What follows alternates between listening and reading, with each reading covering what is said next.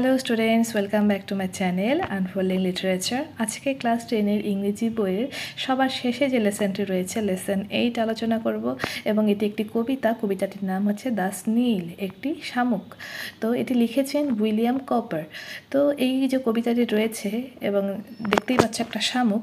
তো এই শামুককে নিয়ে আমরা সমস্ত বাংলায় লাইন বাই লাইন আলোচনা করব। আশা করি যা কিছু আছে এই কবিতাটির মধ্যে এই ভিডিওটি দেখার পর তোমাদের সমস্ত ধারণা, সমস্ত কনসেপ্ট ক্লিয়ার হয়ে যাবে। এবং এই কবিতাটি শুরু করার আগে কবিতার যে লেখক উইলিয়াম কপার, সবসময়ের মতো তার সম্পর্কে আগে আমরা কিছুটা জেনে নিই। চলো। তো উইলিয়াম কপার, তার জন্ম এবং মৃত্যুর সময়কাল ব্র্যাকেটের মধ্যে দেওয়া আছে, তোমরা দেখতে পাচ্ছ। তো তার জন্ম হয়েছিল 1731 এবং তার মৃত্যু হয়েছিল 1800-এ।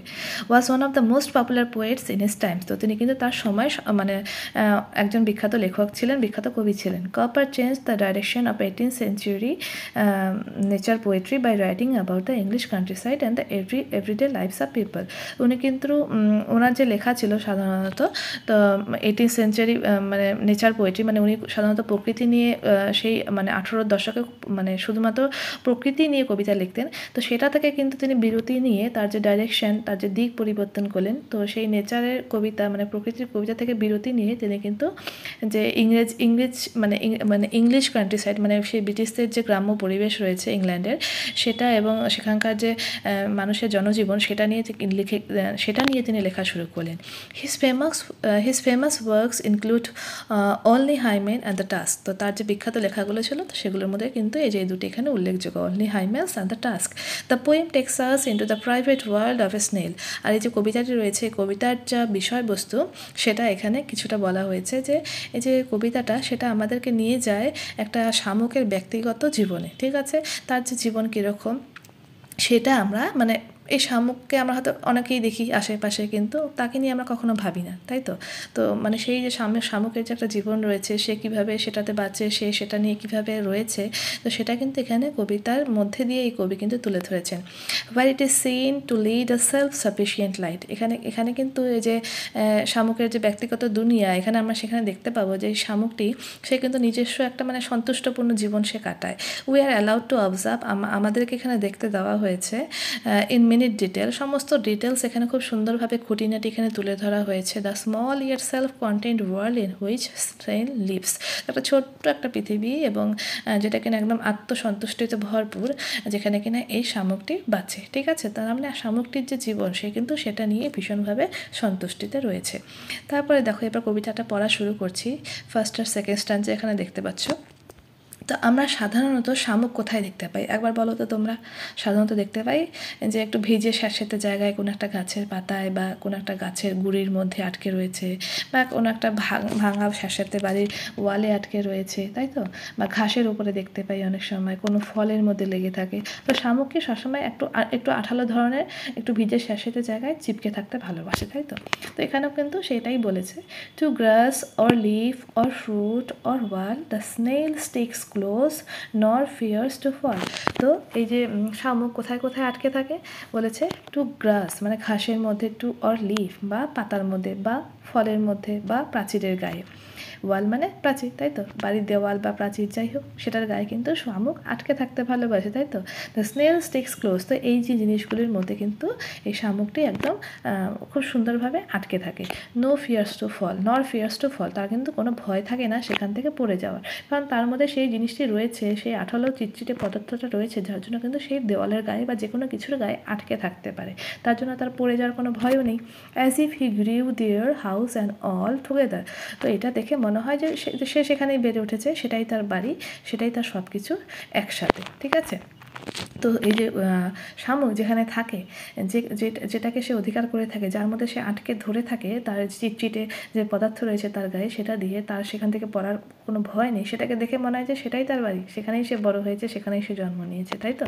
এরপরে সেকেন্ড স্ট্যান্জাতে বলেছে, within that house secure he hides. Within that house, এখানে এই হাউস কথার অর্থ বোঝানো হয়েছে শামুকের যে খোলস। আমরা জানি যে শামুক কখনো কখনো কি তার খোলসের ভিতরে ঢুকে যায়, তাই তো। একটা ছোট্ট একটা জীব, ছোট্ট সুর বের করে ওর একটুখানি একটুখানি মুখ বের করে রাখে, কিন্তু কোনো রকম কিছু হলে পরেই সে কিন্তু তার যে খোলস তার ভেতরে ঢুকে যায়। তো এখানে হাউস বলতে তার যে খোলস সেটাকে বোঝানো হয়েছে। Within that house secure he hides, তো তার যে সেই যে সংরক্ষিত যে বাড়িটা রয়েছে তার মধ্যে কিন্তু সে নিরাপদে লুকিয়ে পড়ে। হোয়েন ডেঞ্জার ইমিটেন্ট বিটাইটস, যখন তার উপর কোনো সংগঠিত বিপদ আসন্ন, ঠিক আছে, বিটাইটস মানে আসন্ন, ইমিনেন্ট বিটাইটস, ঠিক আছে, of Sturm or other harm besides, তো হতে পারে কোনো ঝড় আসছে, তখন সে নিজেকে সেই খোলসের ভিতরে তার সেই বাড়ির ভিতরে নিজেকে লুকিয়ে পড়বে। আর আদার হার্মস বিসাইড অফ ওয়েদার, বা এই যে আবহাওয়া রয়েছে তার অন্য কোনো যদি কোনো ক্ষতিকারক কিছু আসে তখন কিন্তু সে কিন্তু তাকে সেই নিজের বাড়ির মধ্যে গুটিয়ে ফেলবে। তো প্রথম স্ট্যান্ডাতে আমরা দেখতে পেলাম স্নেল কীভাবে কোনো একটা জায়গাকে অধিকার করে তার বাড়ি বানিয়ে বসে থাকে, আর তারপরে দেখলাম তার যে নিজস্ব খোলস সেটা তার আরেকটা বাড়ি, তার ভেতরে কীভাবে সে নিরাপদে আশ্রয় গ্রহণ করে যখন কোনো আসন্ন বিপদ সে দেখে। এরপরে সেকেন্ড স্ট্যান্ডাতে বলেছে give but horns the slightest touch, তার যে হর্ন মানে তার যে শিরগুলো রয়েছে সে মানে শিংগুলো রয়েছে সেটার মধ্যে যদি আমরা সামান্য একটুখানি টাচ করি, সামান্য একটুখানি স্পর্শ করি, তাহলে কিন্তু দেখব যে his self collecting power is such he shrinks into his house with much displeasure, তো তার মধ্যে এমন একটা বিরক্তি আমরা দেখবো এবং তার মধ্যে যে আত্মসংবরণ ক্ষমতা, সেলফ কালেক্টিং পাওয়ার মানে হচ্ছে আত্মসংবরণ ক্ষমতা এতটাই বেশি যে সে নিজেকে শ্রিঙ্কস মানে গুটিয়ে নেবে, সংকুচিত করে নেবে কোথায়, তার যে সেই নিরাপদ যে আশ্রয় রয়েছে, তার যে খোলস রয়েছে, তার যে বাড়ি রয়েছে সেটার মধ্যে, ঠিক আছে। তো সামান্য স্পর্শ করলেই কিন্তু তার শিঙের মধ্যেও যদি সামান্য স্পর্শ করি তার এতটাই বিরক্তি হয় যে সে কিন্তু তার যে নিজস্ব যে খোলস আছে তার মধ্যে সে তার আত্মসংবরণের যে পাওয়ার রয়েছে, শক্তি রয়েছে, সেটা দিয়ে কিন্তু সে নিজেকে গুটিয়ে নেয়, সে নিজেকে সংকুচিত করে নেয়। এরপরে লাস্ট যে স্ট্যান্ডার্ড রয়েছে সেখানে বলেছে whenever he dwells alone, তো যেখানেই সে বসবাস করে সে কিন্তু একাই বসবাস করে, except himself has chattels nurse, তো তাকে ছাড়া তার অন্য কোনো বস্তুই কিন্তু সেখানে নেই, তার মানে সে কিন্তু একাই মানে একাই বসবাস করতে ভালোবাসে, তার আশেপাশে কিন্তু কোনো বস্তুই তার নয়, ঠিক আছে। well satisfied to be his own whole treasure, আর সে কিন্তু নিজের সম্পদ হিসেবে ভীষণভাবে সন্তুষ্ট। তো এই লাস্ট লাইনে বুঝিয়ে দিল এই যে শামুকেরা সে কিন্তু নিজেকে নিয়ে নিজেই ভীষণভাবে সন্তুষ্ট, যেখানে সে থাকে সে কিন্তু একাই থাকে, আর নিজেকে ছাড়া অন্য কোনো বস্তু তার কিন্তু আপন নয়, ঠিক আছে। এই চ্যাটেলস কথার অর্থ তোমাদের বই দেওয়া আছে যে পার্সোনাল বিলঙ্গিংস, ঠিক আছে, নিজস্ব কোনো দ্রব্যই কিন্তু ওর নেই, ঠিক আছে, নিজেকে ছাড়া, তাই কিন্তু নিজেতেই একদম ভীষণভাবে মানে আত্মসন্তুষ্টি যাকে বলে, ও নিজেকে নিয়ে নিজে ভীষণভাবে স্যাটিসফাইড, আর এটাই কিন্তু তার নিজস্ব সম্পদ, ঠিক আছে, মানে নিজের যে সত্তা সেটাই তার কিন্তু বিশাল বড় একটা সম্পদ। তো আশা করি কবিতাটা তোমাদের বোঝাতে পারলাম। এরপরে যদি কোনো সমস্যা থাকে অবশ্যই এখানে কমেন্ট করবে, এবং ভালো লাগলে অবশ্যই লাইক দেবে। এরকম ভিডিও পরবর্তীকালে আরও পেতে চাইলে চ্যানেলের যে ডেসক্রিপশন বক্স আছে সেটা এই ভিডিওর যে ডেসক্রিপশন বক্স আছে সেখানে গিয়ে তোমরা একটি টেলিগ্রাম চ্যানেলের লিঙ্ক আছে সেখানে জয়েন করতে পারো, তাহলে এই পরবর্তীকালে যত ভিডিও আসবে তোমরা কিন্তু সমস্ত কিছুর আপডেট পেয়ে যাবে।